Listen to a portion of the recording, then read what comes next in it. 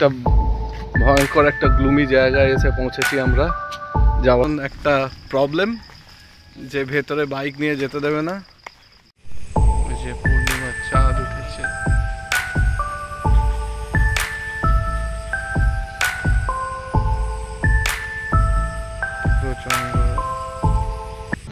Hello everyone, so this is the continuation of the day 3 vlog. Day 3 টা খুবই বড় হয়ে যাচ্ছিল কারণ ডে 3 রাইডটা খুবই ইভেন্টফুল ছিল। আমরা বৃষ্টি আসার আগে পর্যন্ত যতক্ষণ তুলতে পেরেছি ওই পর্যন্ত আগের পার্টে রেখেছি, অ্যান্ড সেকেন্ড পার্টটা বৃষ্টি থামার পর থেকে যখন আমরা একটু ফোনটা দিয়েও ফটোটা তুলতে পারছিলাম তখন থেকে আমরা ধীরে ধীরে শিমলিপাল টাইগার রিজার্ভে প্রবেশ করছিলাম। এবং আমরা জানতামই না যে আমরা শিমলিপাল টাইগার রিজার্ভের প্রায় ভেতর দিয়েই যাব। এখান থেকে আমাদের জন্য অপেক্ষা করছিল একটা পাহাড়ি রাস্তা, যেটা দিয়ে আমাদের বেশ কিছুটা উপরে উঠতে হবে। এই রোডটা সম্বন্ধে কোনো আইডিয়াই ছিল না যে আমাদের এরকম একটা অনেকখানি পাহাড়ের উপরে উঠতে হবে। পাহাড়ের রাস্তাটা কংক্রিটের ছিল আর বৃষ্টি পড়ে রাস্তাটা অনেকটাই স্লিপারি ছিল। এখন বাজে প্রায় দুপুর 1টা, কিন্তু চারিদিকে এতটাই মেঘলা করেছিল এবং জঙ্গলটা এতটাই ঘন ছিল যে খুবই অন্ধকার অন্ধকার লাগছিল। উঠতে গিয়ে একটু গা ছমছমও করছিল। খুবই অল্প লোক উল্টো দিক থেকে আসছিল আর আমরা দুজনে খুব সাবধানে আস্তে আস্তে ওপরে উঠতে থাকলাম। যেহেতু বৃষ্টি হচ্ছিল তাই গোপ্রোটা আর লাগাইনি। সৌরভ অভিজিতের বাইকের পেছনে বসে ভিডিওটা রেকর্ড করছিল। এই দেখুন মাঝে মাঝে উল্টো দিক থেকে একটা বাইক আসছিল। এখানে না বোঝা গেলেও পাহাড়ের আর্থের ইনক্লিনেশনসটা ভালোই ছিল। ফার্স্ট গিয়ার ছাড়া গাড়ি তুলতে একটু অসুবিধাই হচ্ছিল।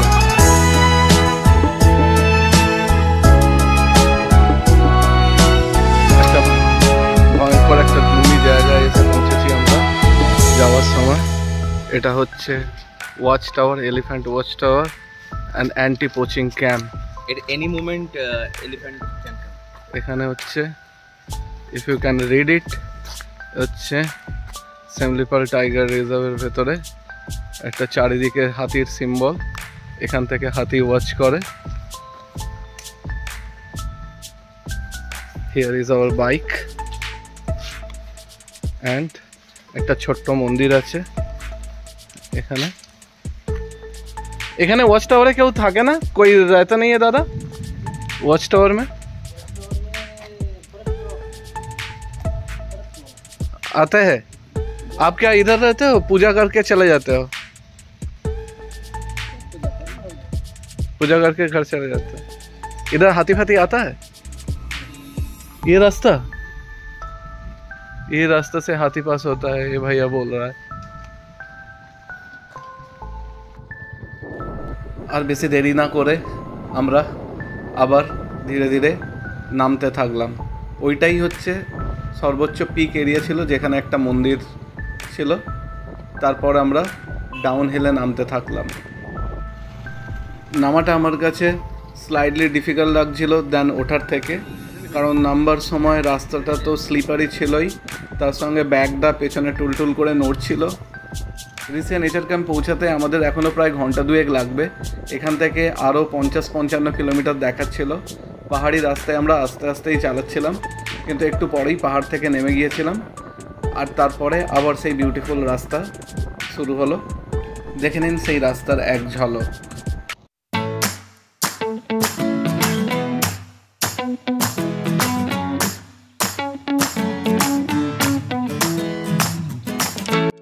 পৌঁছে গেছি প্রায় আমরা রিসিয়া নেচার ক্যাম্পের কাছাকাছি। হাই রোড থেকে আমাদের প্রায় 6 to 7 কিলোমিটার যেতে হবে এই রকম রাস্তা ধরে। তো রাস্তার দুই ধারে সৌন্দর্য আগেন মানে কিছু বলার অপেক্ষা রাখে না। পাশে পাহাড় দেখা যাচ্ছে আবার।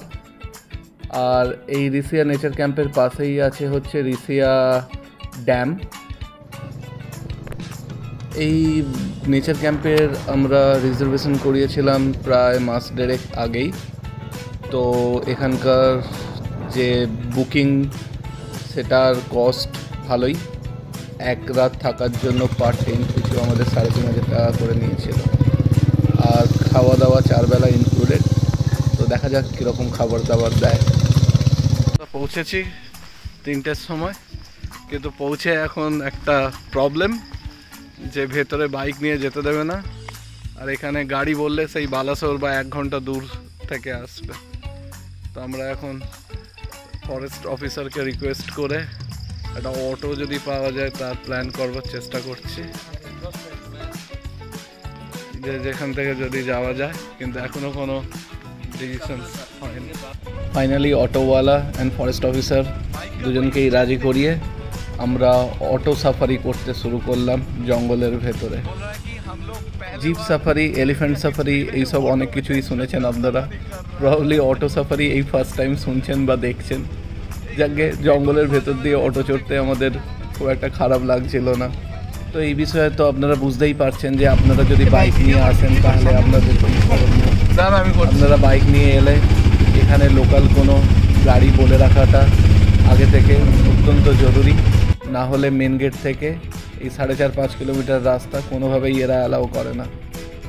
ফাইনালি আমরা পৌঁছে গেলাম ক্যাম্পে, এবং 3টের সময় গেটে পৌঁছে এখানে আসতে প্রায় 4টে বাজলো। এই যে আমাদের নেচার ক্যাম্প, 2টো রুম নেওয়া হয়েছে, সৌরভ একটা আর আমি আর অভিজিৎ একটা ঢুকেছি। এটা একটা টেন্ট, বিছানাটা খুবই বড়, একদম কিং সাইজ, সুন্দর 2টো আছে, একটা ডাইনিং টেবিল আছে এখানটা, আবার কি ভেতরে আর একটা ছোট্ট রুম। ওয়াও, এটা আবার ড্রেসিং রুম টাইপের, কেউ ড্রেস চেঞ্জ করতে চাইলে।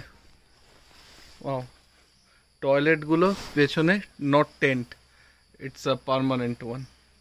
তো এখানে যদি হাতির অ্যাটাক হয় তাহলে এই ওয়াশরুমে গিয়ে লোকানোটাই বেস্ট। হাতি না এলেও সিএলএসের রুমে হয়তো আপনার খাটের তলায় ঢুকে বসে রইল, এরকম হতেই পারে।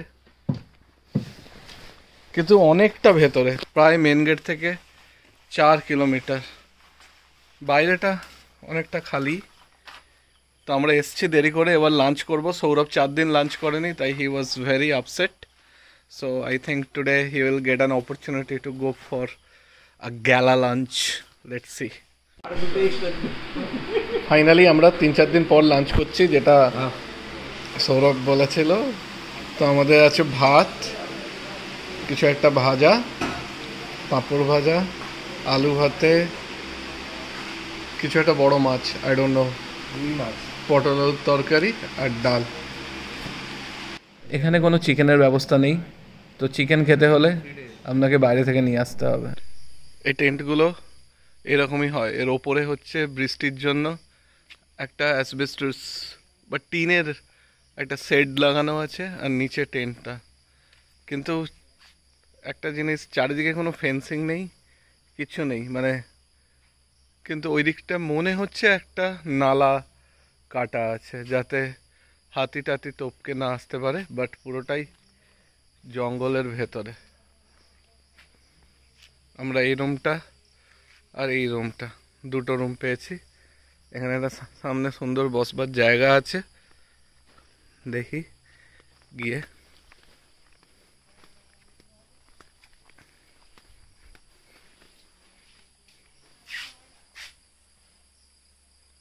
পুরো ঘন জঙ্গল,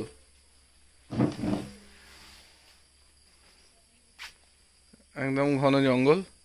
শীতকালে মনে হয় সামনের এটা পরিষ্কার করে রাখে, কিন্তু বর্ষাকাল বলে করে রাখেনি। কিন্তু এই বর্ষাকালে থাকার মজাটাই আলাদা। জঙ্গলে একটা বর্ষাকালে খুব সুন্দর গন্ধ পায়।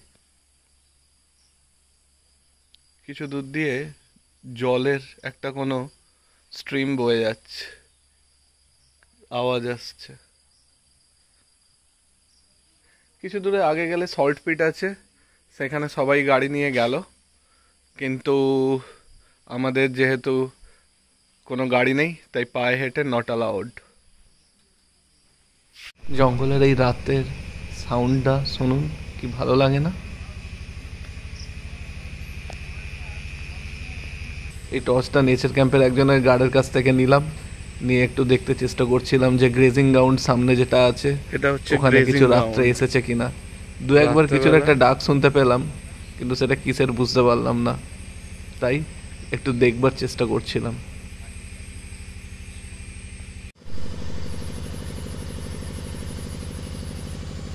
ফাইনালি চলে এলাম ডিনার করতে। ডিনারও সেরকম কিছু আহামরি ছিল না। খাবার দাবার নিয়ে উই আর রিয়েলি আপসেট, কিন্তু থাকাটা খুবই অসাধারণ। আজকে আমাদের ডে 3-র এন্ড।